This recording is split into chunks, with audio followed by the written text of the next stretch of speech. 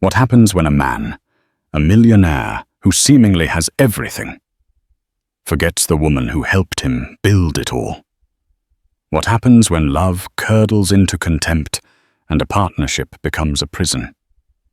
This is the story of Elara Vance, a woman who gave up her own brilliant future for her family, only to be dismissed by her husband, the tech tycoon Julian Croft, as an unattractive mom. He said it with a smirk in a room full of people thinking his power and wealth made him invincible. He thought she would crumble. He never ever imagined that she would walk into a courtroom, look him in the eye, and methodically dismantle his entire world, forcing the titan of industry to his knees. This isn't a fairy tale. It's a story of justice. The chandelier at the Met Gala wasn't just a light fixture. It was a captured star dripping crystals like frozen tears over the glittering assembly of New York's elite. From her seat at the Ethelred Technologies table, Elara Vance felt as far from that star as a forgotten pebble on a distant beach.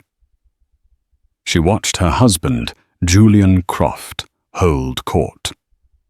He was magnetic, a celestial body in his own right, pulling everyone into his orbit with his tailored Tom Ford suit, his perfectly calibrated smile, and the low, confident timbre of his voice.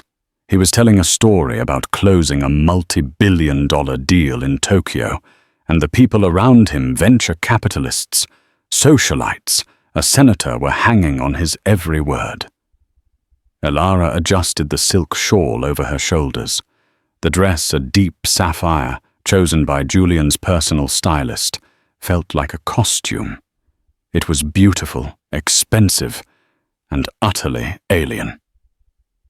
20 years ago, the woman she used to be would have been in the thick of that conversation, not just about the deal's financial implications, but about the revolutionary coding behind the AI they were selling.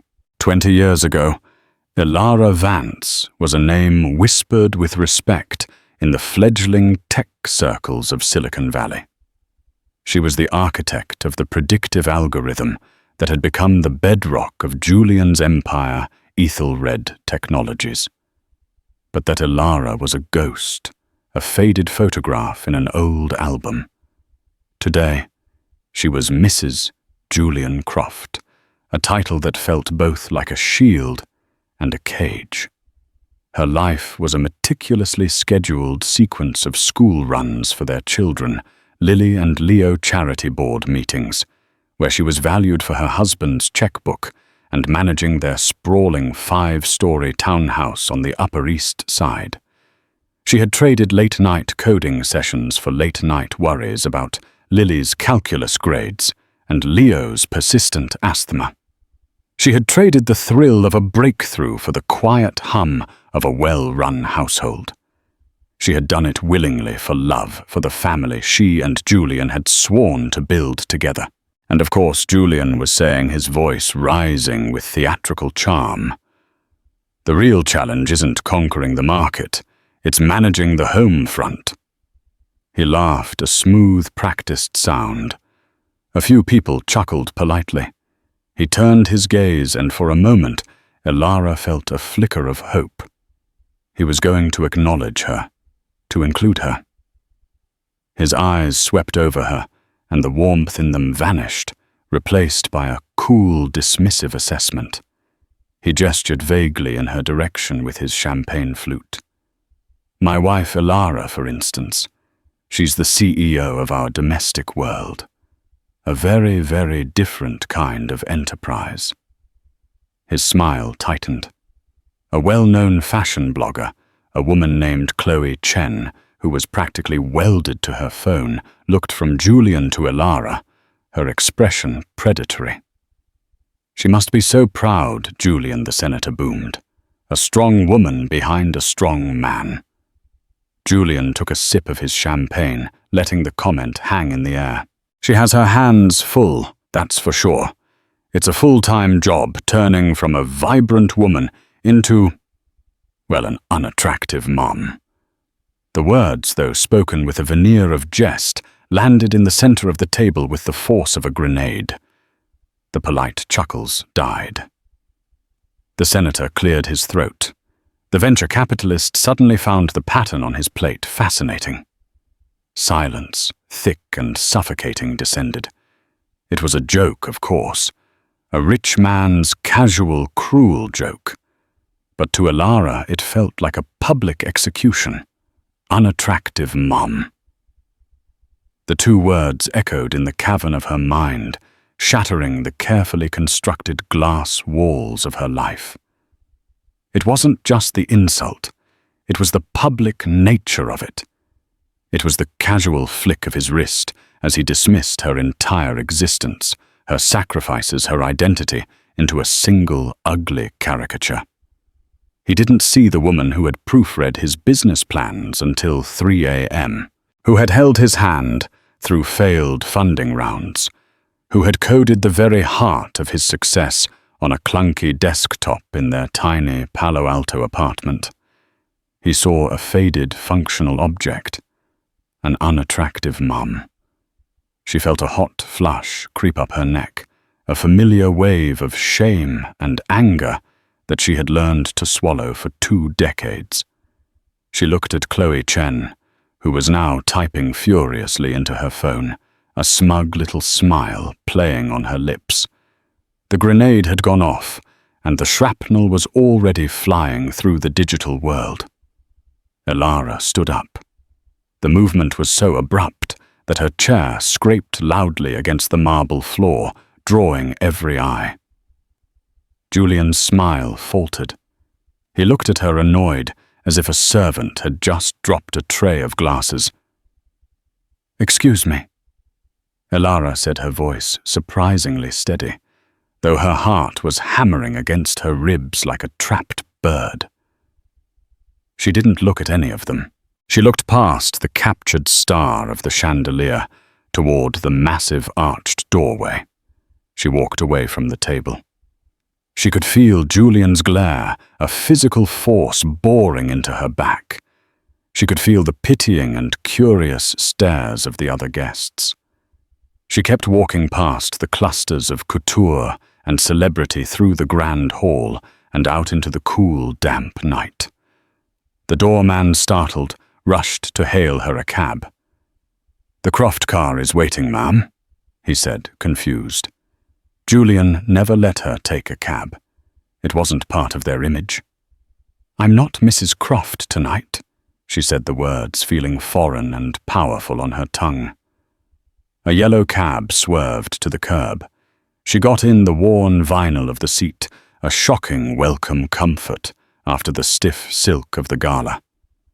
As the cab pulled away from the curb, her phone began to buzz incessantly. Julian, then his assistant, then her best friend, who was probably seeing the gossip blogs light up. A headline from Chloe Chen's column flashed on her screen. "Julian Croft's Mom Moment. Trouble in Tech Paradise." She turned the phone off. The city lights blurred through the rain-streaked window, a kaleidoscope of a life that no longer felt like hers. The shame was still there, a bitter taste in her mouth. But beneath it, something else was stirring. A single, hard, cold spark of rage. It wasn't just the insult. It was the culmination of 1,000 smaller cuts. The way he checked his phone when she told him about her day. The way he called her ideas for the charity quaint.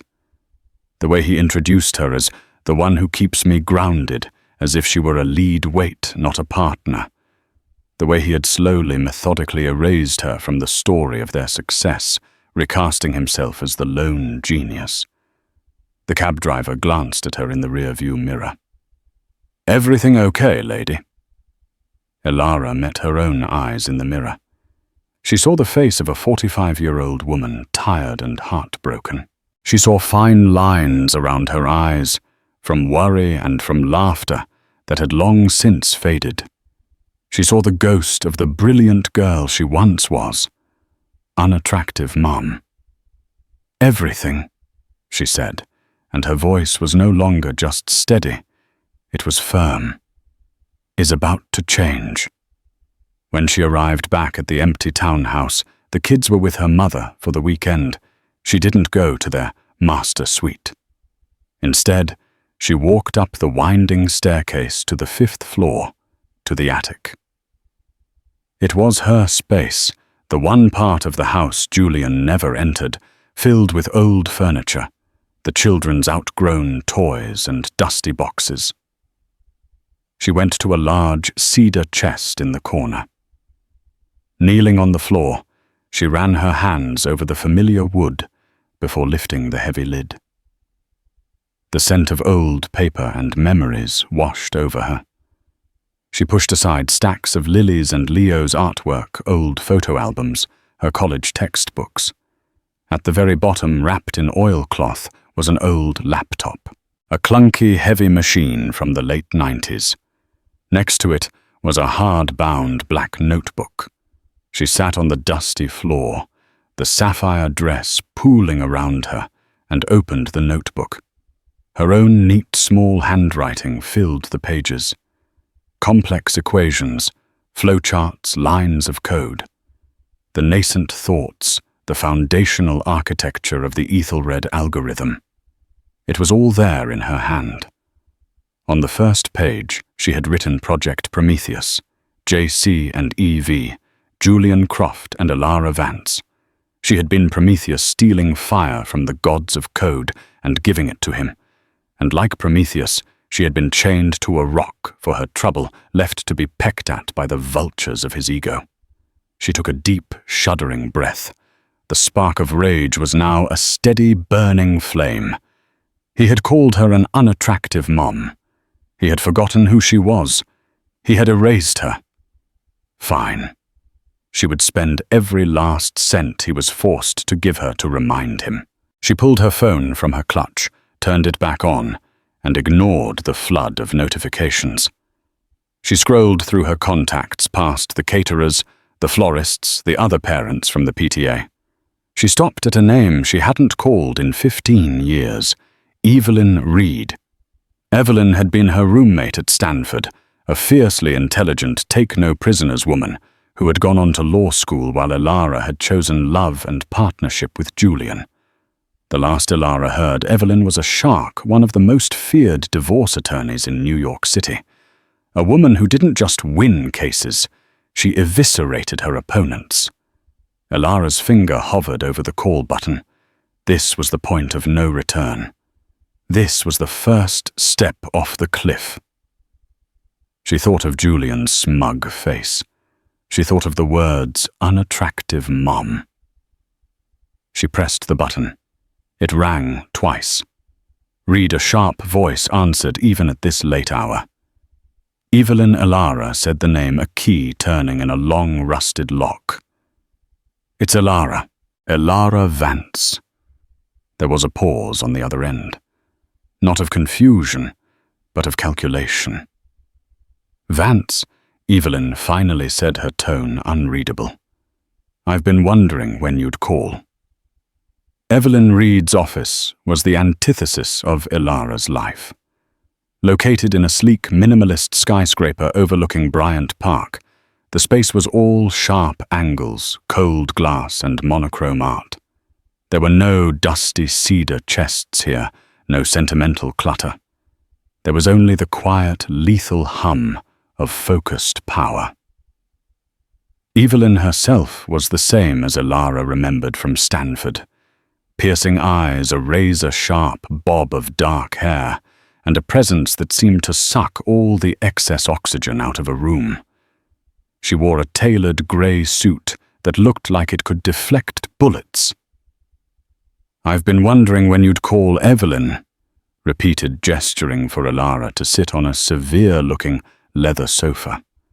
Every time Julian Croft was on the cover of Forbes or Wired, I'd think, any day now. She didn't say it with pity, but with a kind of detached professional curiosity, like a biologist observing a predictable phenomenon. Elara, still in her sapphire gala dress from the night before, felt like a wilting flower in this sterile environment. She placed the old laptop and the black notebook on the glass coffee table between them. He called me an unattractive mum. At the Met Gala. Evelyn's expression didn't change. Public humiliation, a classic narcissist's power play, designed to make you feel worthless, to remind you that he controls the narrative. She leaned forward, her eyes flicking from Elara's face to the items on the table. But these, she tapped a long, manicured finger on the notebook, suggest you might have a different narrative to write. For 2 hours, Elara talked. She poured out 20 years of suppressed history, the late nights coding in their cramped apartment, the brainstorming sessions where her ideas became his vision, the gradual insidious process of her erasure. She explained how her algorithm, Prometheus, wasn't just a component of Aethelred. It was its heart, its predictive power, the very thing that made it unique and worth billions. Evelyn listened without interruption, her gaze intense. When Elara was finished, the lawyer sat back. Okay, here is the reality, Elara. Do you have a prenuptial agreement? Elara nodded numbly. Yes, we signed it a week before the wedding. Julian said it was just a formality for the investors. Let me guess, Evelyn said dryly. Drafted by his powerhouse attorneys at Sullivan and Cromwell. It gives you the townhouse, a summer home in the Hamptons lifetime alimony that would seem generous to a normal person, but is pocket change to him and a fund for the children. In exchange, you waive any and all claims to Aethelred Technologies, its profits, its shares, and its intellectual property, past, present, and future. Am I close? Elara's heart sank. That's it. Almost verbatim. It's an ironclad fortress, Evelyn stated, her voice flat. From a standard divorce perspective, you're screwed. You'll be a very wealthy divorcee, but you will be shut out of the empire you helped build. He will keep his story. The world will see you as the bitter wife who got her golden parachute.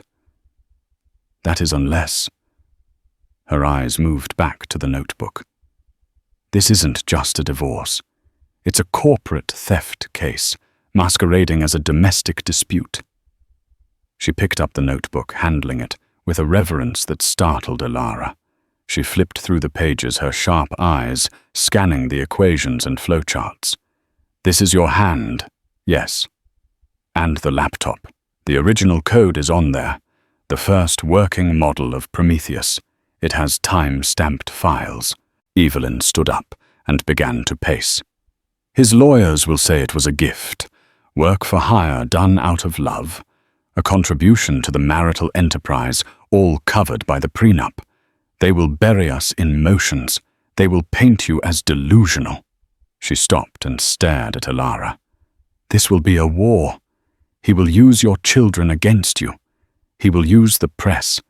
He will try to break you, not just financially, but psychologically. Are you ready for that? Elara thought of Julian's smirk. She thought of 20 years of being a footnote in her own life. What do I have to lose? He already thinks I'm worthless. A ghost of a smile touched Evelyn's lips. Good. Then let's start the war. The first salvo was fired the next day. A junior associate from Evelyn's firm, looking impossibly young and nervous, served Julian Croft with divorce papers as he was stepping out of his chauffeured Maybach in front of the Aethelred Tower. The moment was, of course, captured by a conveniently present paparazzi photographer. Julian's reaction was predictable. First disbelief, then amusement, then rage. He called Elara's phone a dozen times. When she didn't answer, he switched tactics. A delivery truck from Cartier arrived bearing a ridiculously large diamond necklace with a note, "I'm sorry for my stupid joke. Come home. Jay." When she didn't respond, the threats began. He sent a text. "Don't do this, Elara. You're making a fool of yourself. Don't force my hand." Then came his lawyer, Marcus Thorne. Thorne was the opposite of Evelyn. He was a big, booming man with a folksy, disarming demeanor that hid a ruthless legal mind. He requested a meeting at Evelyn's office without clients present. "Evie," he said, settling into the sofa Elara had occupied. "Let's be sensible. Your client has had a moment. She's emotional. Julian is willing to be generous. He'll even double the alimony stipulated in the prenup. A gesture of goodwill. We can wrap this up quietly in a week. No mess, no fuss." Evelyn smiled. "The offer is rejected, Marcus, and don't call me Evie." Thorne's folksy charm vanished. "Don't be a fool. You know that prenup is unassailable. What's your angle? Emotional distress, a judge will laugh you out of court." "My angle," Evelyn said, leaning forward, "is fraud. My angle is unjust enrichment. My angle is that your client built $1 billion company on stolen intellectual property, and we have the receipts." Thorne actually laughed. "What some notes she scribbled. A high school project on an old computer. That's your silver bullet. We will have that thrown out before you can even say discovery." "You do that?" Evelyn said, standing up to signal the meeting was over. "But while you're filing your motions, we'll be filing ours. And ours will be for 50% of Ethelred Technologies." After Thorne left, fuming, Evelyn told Elara the next step was to prove the evidence was real. "I'm sending the laptop and the notebook to a specialist, a forensic data recovery expert. His name is Benjamin Carter, but everyone calls him Benny. He's a legend, a digital ghost hunter. If there's anything on that hard drive, he'll find it." While they waited for Benny's report, Elara attempted to reconnect with her past. She reached out to a handful of old friends from the Palo Alto days, programmers and engineers who had been there at the beginning. The response was chilling. One, a man named David Chen, who was now a senior VP at Ethelred, left her on red. His wife later texted her, "Please don't contact us again, Elara. David can't get involved." Another, a brilliant female coder named Sarah Jenkins, agreed to meet for coffee. She was nervous, constantly checking her phone. "He knows," Sarah whispered, her eyes wide with fear. "Julian's office sent a memo this morning. A reminder about NDAs and corporate loyalty. Everyone knows you've filed. They're terrified, Elara. He's got everyone on a leash." The isolation was a cold, physical presence. The world she had helped create was now a walled fortress with her on the outside. Julian wasn't just her husband. He was the sun in their small universe, and he had cast her into the shadows. A week later, Evelyn called. "Benny's got something," she said, her voice tight with excitement. "He got the laptop to boot in a clean room. He's cloning the drive now. But that's not it. He wants to meet. He says he's found a ghost in the machine." Benny Carter operated out of a cluttered, chaotic workshop in a repurposed warehouse in the Brooklyn Navy Yard. Wires snaked across the floor like metallic vines, and shelves overflowed with dissected computers and towers of hard drives. Benny himself was a man who seemed to be assembled from spare parts. A wild mane of graying hair, thick glasses perpetually perched on his nose, and ink-stained fingers that moved with surgical precision. "It's a fossil," he said, gesturing to Elara's laptop, which was carefully disassembled on his workbench. "An absolute dinosaur. But you, ma'am—" He looked at Elara with a new respect. "You were clean. Your coding hygiene even back then was impeccable. Time-stamped save files, meticulous version control. It's a digital diary." Evelyn cut to the chase. "The ghost, Benny. What did you find?" Benny grinned, a flash of white in his grizzled beard. "Julian Croft is a genius at one thing, marketing. He's a terrible archivist." He turned to a large monitor and pulled up a series of recovered files. They weren't from the main hard drive. They were fragments, ghosts, recovered from the slack space, the digital ether where deleted files go to die. They were emails. "Your laptop had an early version of Eudora Mail," Benny explained. "The account was synced to a server that has been defunct for almost 2 decades, but the client-side data, it leaves footprints. I found a cache of deleted correspondence from 1999, from Julian to his first major seed investor." Elara leaned closer, her breath catching in her throat. The investor's name was Arthur Kendrick, a crusty old money venture capitalist who had given them their first real check. Julian had pushed him off the board years ago in a power move that was described as ruthless, even by Wall Street's standards. Evelyn read the text on the screen aloud, her voice ringing with triumph. "Arthur, the pitch went well, but they had technical questions I couldn't handle. I need Elara with me next time. She's the real brains of this operation. I'm just the salesman." Another email from a week later. "She did it. The Prometheus algorithm is not just theory anymore. My partner has cracked it. We're going to be gods, Arthur. Gods. My partner." The words shimmered in front of Elara's eyes.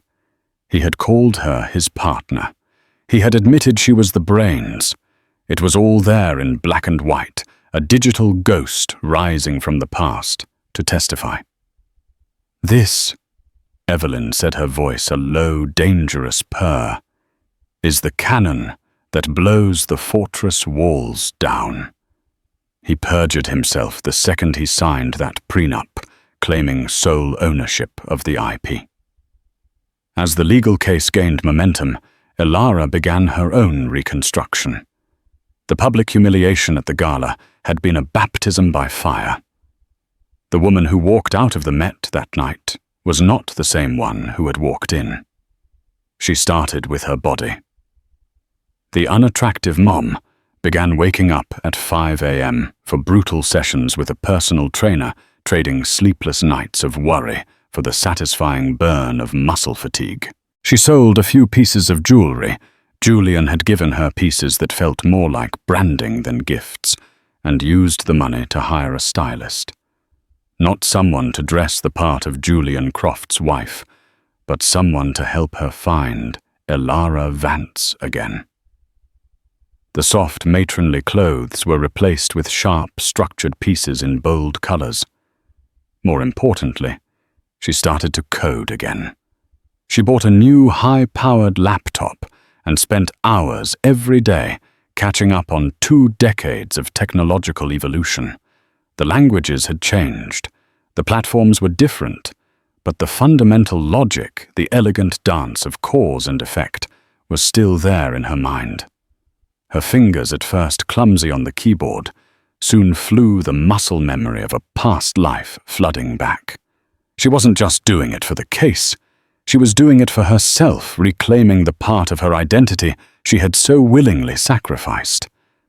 But the war had 2 fronts. While she was rebuilding herself, Julian was waging a scorched earth campaign for the hearts and minds of their children. Lily, 16, and Leo, 12, were caught in the crossfire. Julian, who had previously been too busy for school plays or soccer games, was now super dad.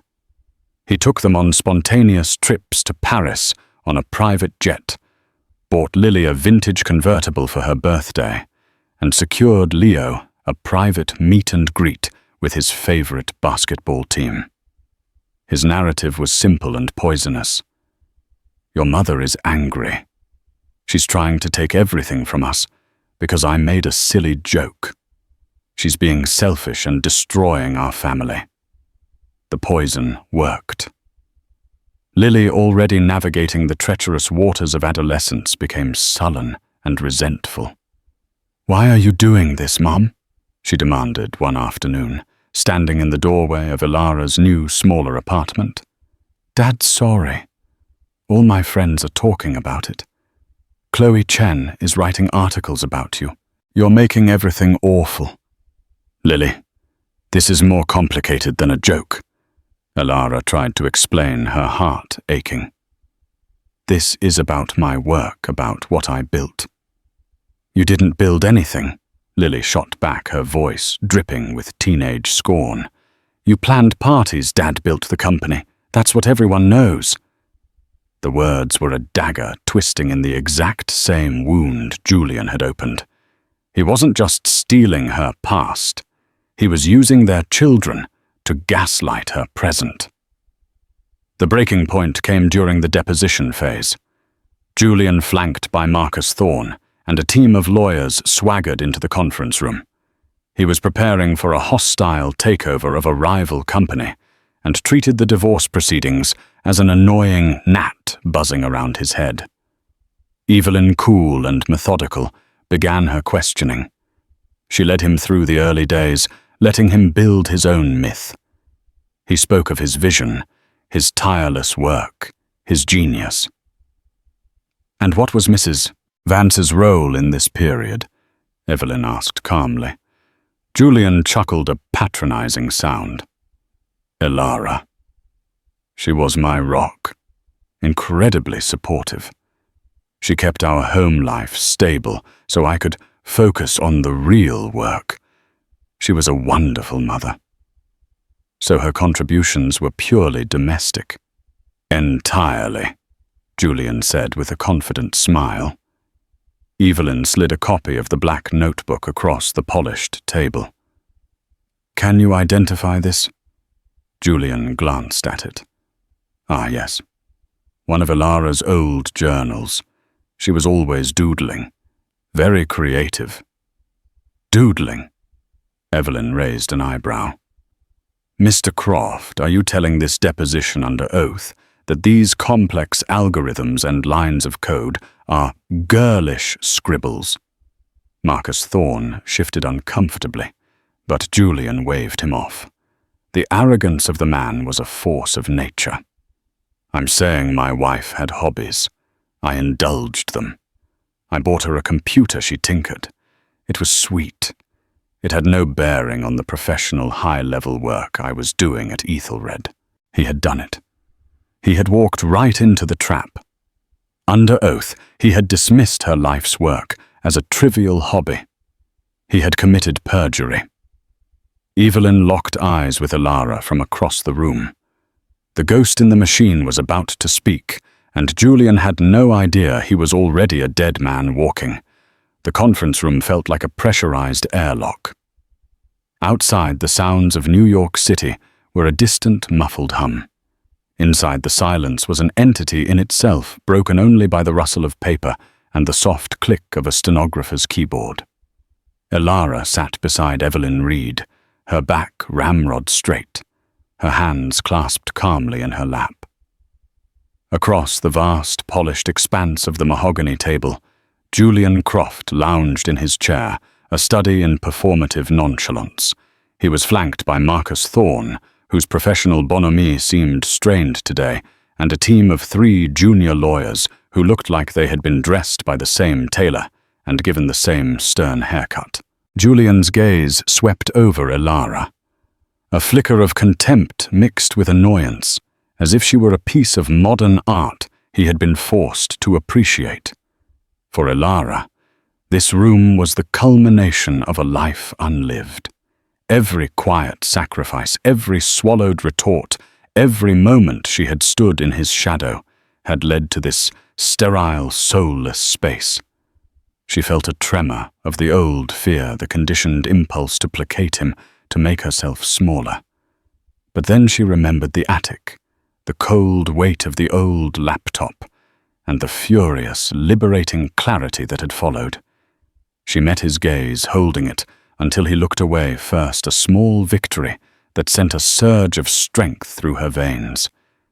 Evelyn began, her voice a placid, unimposing current.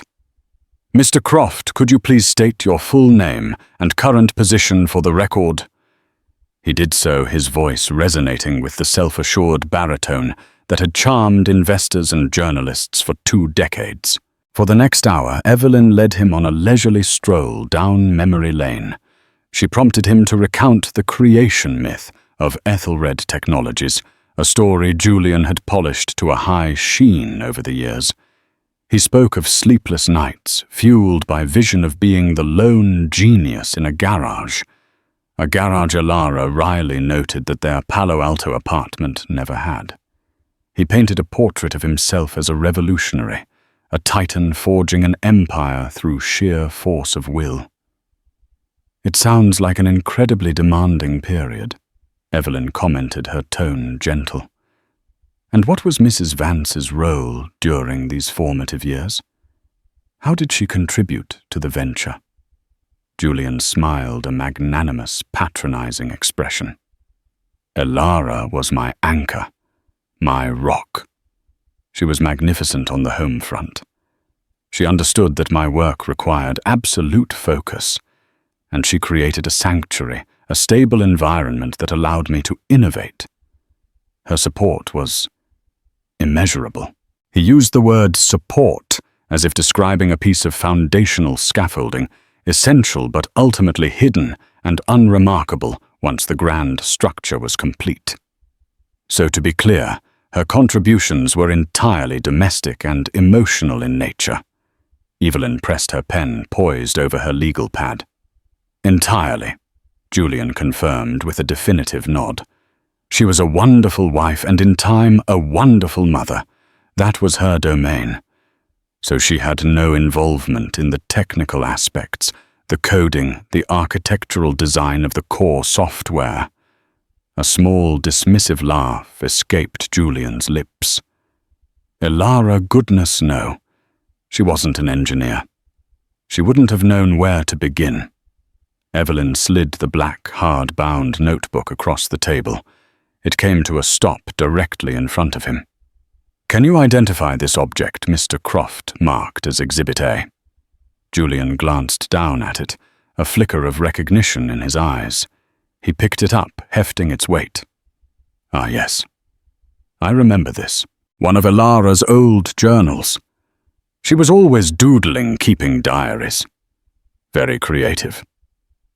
He said creative with the same condescending air one might use for a child's finger painting. "Doodling." Evelyn's voice sharpened ever so slightly, the first hint of the steel beneath the surface. "Mr. Croft, are you testifying under oath that the contents of this notebook, which include hundreds of pages of complex mathematical equations, algorithm flowcharts, and handwritten lines of C++ code, are girlish scribbles?" Marcus Thorne shifted in his seat, clearing his throat as a warning, but Julian, buoyed by his own arrogance, waved a dismissive hand. "I'm saying my wife had her little projects, her hobbies. I thought it was sweet. I bought her a computer, and she tinkered. It kept her busy. But it had absolutely no bearing on the professional high-level proprietary work I was doing to build Ethelred." He had done it. He hadn't just walked into the trap. He had danced into it, certain of the ground beneath his feet. The air in the room seemed to crystallize. "Thank you for that clarification," Evelyn said, her voice now devoid of all warmth. She methodically arranged a series of printed documents on the table. Marked as Exhibit B, a cache of emails recovered by a court-appointed forensic expert from a hard drive belonging to my client. These emails are between yourself and your initial seed investor, Mr. Arthur Kendrick, dated between October and November of 1999.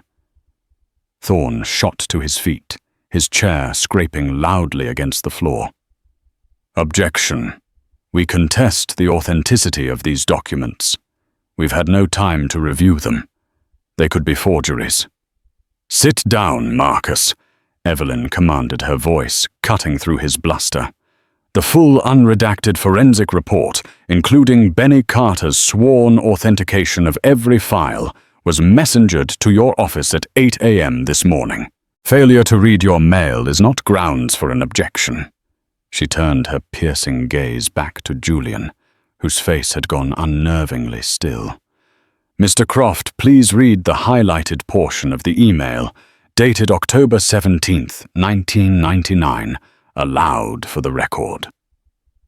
Julian stared at the page, the blood draining from his face. The words seemed to writhe before him. His confident posture had dissolved. He was rigid, frozen. "Mr. Croft," Evelyn prompted. His voice, when it came, was a reedy, unfamiliar thing. "Arthur, the pitch went well, but they had technical questions I couldn't handle. I need Elara with me next time.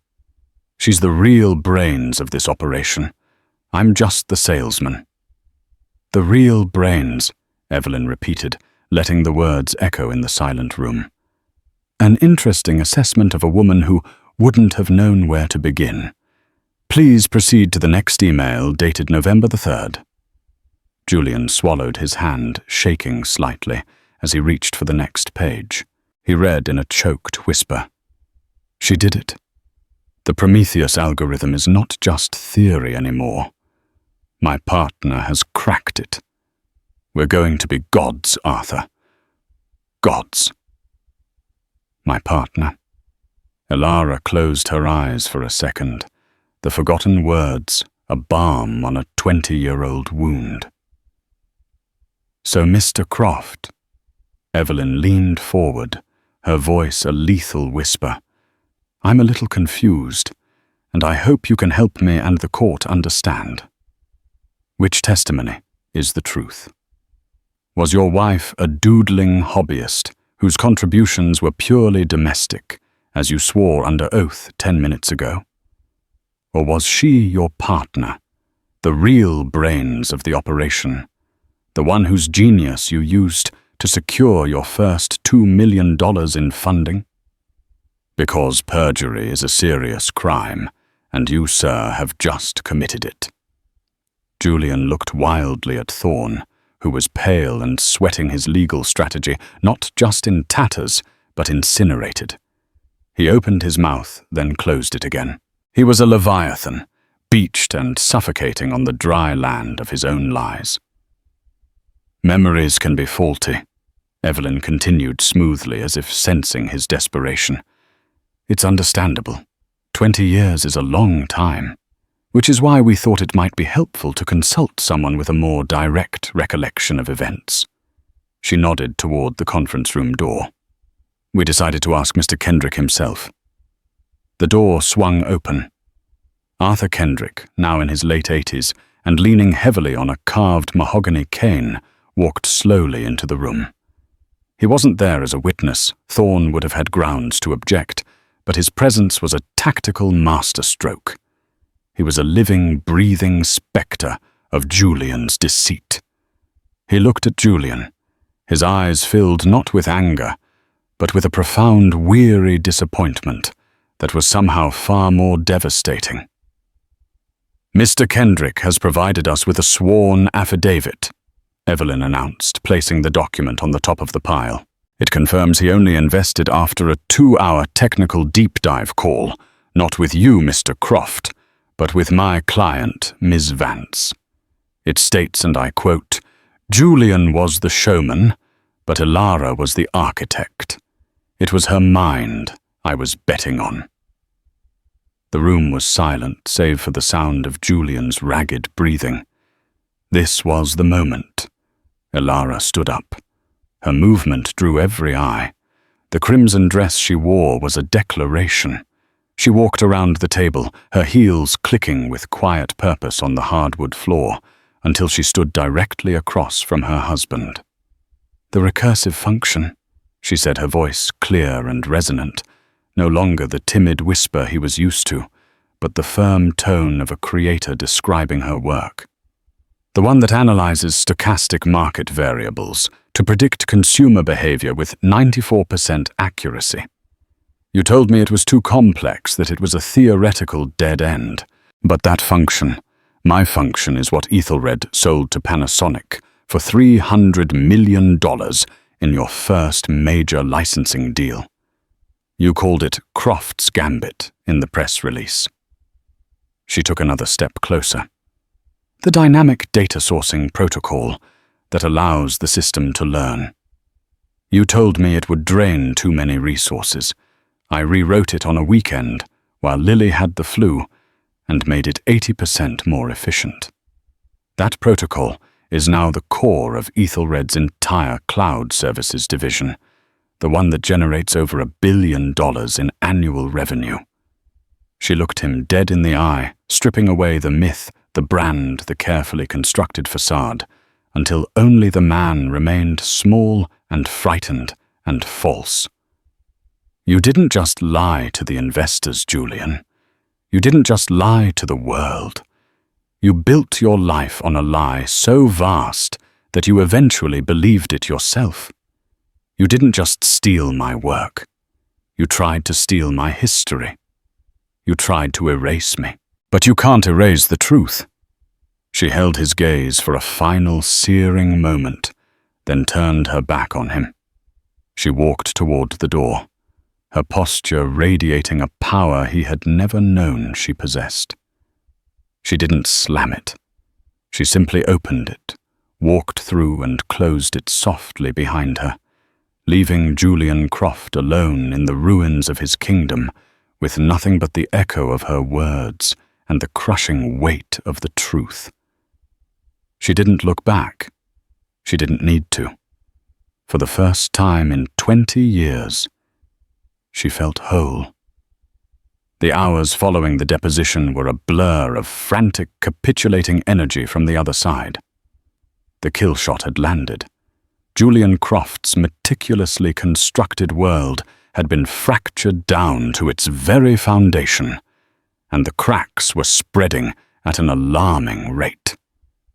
Marcus Thorne, his folksy charm replaced by a panicked urgency, was on the phone with Evelyn Reed before Elara had even made it back to her apartment. The bravado was gone. The condescension evaporated. All that remained was the raw, desperate need to stop the bleeding. A public trial was no longer a risk. It was a guaranteed corporate apocalypse. The narrative was too perfect, too devastating. The tech messiah unmasked as a fraud, his empire built on the stolen genius of the wife he publicly shamed. Chloe Chen's gossip column was already hinting at a seismic legal filing that would rock the tech world. The Ethelred Board of Directors, a group of notoriously ruthless individuals who cared for little beyond the stock price, were in an emergency session. Their message to Julian was unequivocal. Fix this. Now. The first settlement offer was almost comical in its inadequacy. It was a panicked gesture, not a serious proposal. Thorne offered to triple the alimony stipulated in the original prenup, a figure that, while astronomical to the average person, was less than the quarterly maintenance budget for Julian's private jet. It came with a one-time payment of $50 million. It's an insult, Evelyn stated flatly over the phone to Elara. It's a test to see if you'll flinch. Tell them no. Elara replied, her voice calm. She was looking out her apartment window, watching the city lights begin to twinkle. For the first time, they didn't feel alienating. They felt like possibilities. The next day, as the first whispers of the deposition's contents began to leak, the offer ballooned. $150 million, a portfolio of properties, and a gag order so punishingly absolute that it was clear what they were truly afraid of her voice. The gag order was their priority. They weren't trying to buy her silence. They were trying to buy back their false history. No, Elara said again without hesitation. Marcus Thorne, his voice frayed with exhaustion and pressure, called Evelyn again. For God's sake, Evie, what does she want? Is there a number? Just give us a number. Julian is He's not rational right now." "It was never about a number, Marcus," Evelyn replied, savoring the moment. "It's about an accounting, and my client is the one holding the ledger." That evening in Evelyn's starkly modern office, they drafted the final terms. It wasn't a negotiation. It was a decree. Elara, with a clarity that surprised even herself, laid out the pillars of her justice. First, 35% of Ethelred Technologies' stock to be transferred into a new irrevocable trust under her sole control. Not just to make her wealthy, but to make her a formidable, unassailable power within the company she had created. Second, a public front-page statement to be published in the Wall Street Journal, the New York Times, and Wired magazine, detailing and acknowledging Elara Vance's foundational role as co-creator of the Ethelred algorithm. The wording was to be drafted by Evelyn and approved by Elara with no amendments. Third, the Upper East Side townhouse was to be signed over free and clear to a separate trust for Lily and Leo, ensuring their future was secure from their father's fallout. The final term was not written down. "And there will be a face-to-face meeting to sign the final documents," Evelyn relayed to Thorne, "at my office. And at this meeting your client will deliver a personal formal apology to my client." Thorne argued, of course. He pleaded. He said Julian would never agree to such a humiliation. But he had nothing left to bargain with. The alternative, a public trial where Arthur Kendrick would testify and the emails would become front-page news, was unthinkable. Julian, cornered by his board and his own catastrophic lies, had no choice. He agreed. The day of the signing felt like the end of a long, brutal war. The conference room was arranged with funereal precision. Julian arrived first, a man hollowed out from the inside. His expensive suit seemed to hang on him. His skin had a greyish pallor, and the fire in his eyes had been replaced by a sullen, banked rage.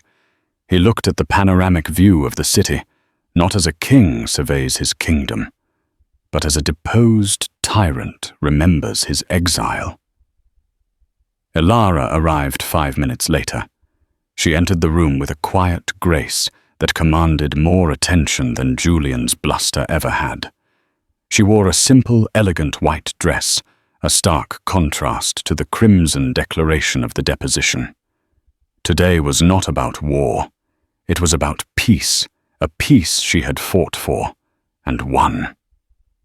She looked at Julian not with hatred, but with a deep, aching pity for the brilliant, passionate man she had once loved, the man who had been consumed by his own reflection. The signing was a somber, methodical affair. Stacks of paper representing billions of dollars and the transfer of immense power were passed across the table. Julian's signature, once a bold, confident scrawl, was now a tight, angry flick of the wrist. With each stroke of the pen, he signed away a piece of his self-constructed identity. He signed away a third of his company. He signed away his false narrative. He signed away his power over her.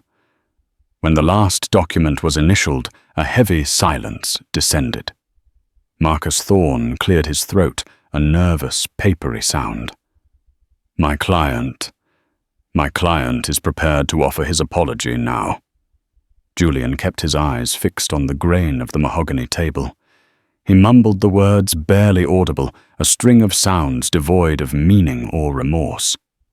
"I apologize for any distress my comments may have caused." Elara didn't move. She didn't reach for her pen to sign her final acceptance page. She simply sat her stillness, a powerful rebuke. She glanced at Evelyn, who gave a slight, almost imperceptible shake of her head. "That is not an apology," Evelyn said, her voice cutting through the quiet. "And that is not acceptable." Julian's head snapped up, his eyes blazing with a desperate, impotent fury. "What more do you want from me?" he hissed, his voice cracking. "I've given you everything." "You haven't," Elara said, and her voice was soft, but it carried the unyielding weight of truth. She stood up and walked around the table, coming to a stop directly in front of his chair. He was forced to crane his neck to look up at the woman he had tried so hard to diminish. "That night at the gala, you stood in a room full of our peers and you made me into nothing. With a few careless words, you tried to erase 20 years of my life, our partnership, my work, and you reduced me to a pathetic caricature, the unattractive mom. You didn't just insult me, Julian.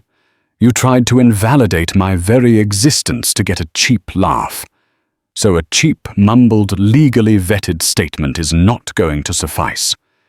She stood her ground, a silent pillar of defiance. He was trapped.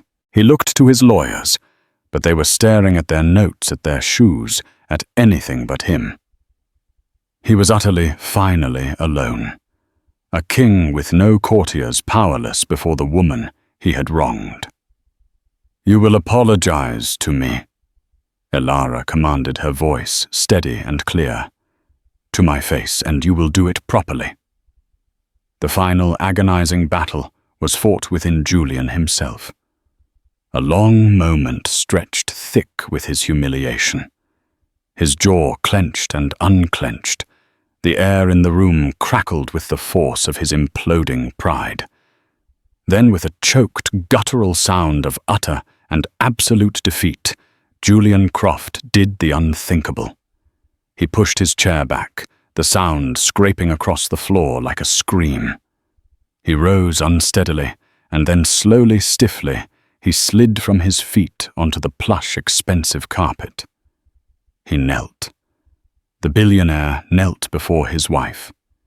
In a room full of lawyers, with the architecture of his empire being redrawn around him, he was on his knees.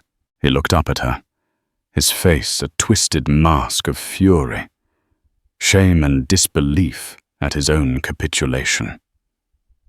"I'm sorry." He forced the words out, each one tasting like glass in his mouth. He took a ragged breath. "I'm sorry, Elara, for what I said, for what I did, for everything." Elara looked down at the broken man at her feet. She had expected to feel triumph, a rush of righteous victory. Instead, a wave of profound sadness washed over her. She saw no satisfaction in his debasement, only the tragic waste of the man he could have been, of the partnership they could have built. She had won, but the cost had been immense. She held his gaze for a moment longer, a silent acknowledgement of their shared, shattered history. Then, without another word, she turned away. She walked back to her seat, picked up a heavy, expensive fountain pen, and on the final page she signed her name with a steady, confident hand, Elara Vance. She stood up, gave a slight, grateful nod to Evelyn, and walked out of the conference room, leaving Julian Croft still kneeling on the floor. She didn't look back. She was walking toward a future that was finally completely her own. Elara Vance didn't just win a divorce settlement. She won back her name. She reclaimed her legacy from a man who thought power gave him the right to rewrite history. Her story is a powerful reminder that the truth, no matter how deeply buried, has a way of coming to light. It's a testament to the strength of a woman who was pushed to the edge and decided to push back, not just for money, but for justice. What do you think? Was her final demand for him to kneel an act of justice or an act of revenge? Let us know your thoughts in the comments below. If you were moved by Elara's story and want to hear more tales of incredible real-life drama and vindication, please give this video a like, share it with someone who needs to see it, and make sure you subscribe to our channel so you don't miss what's coming next.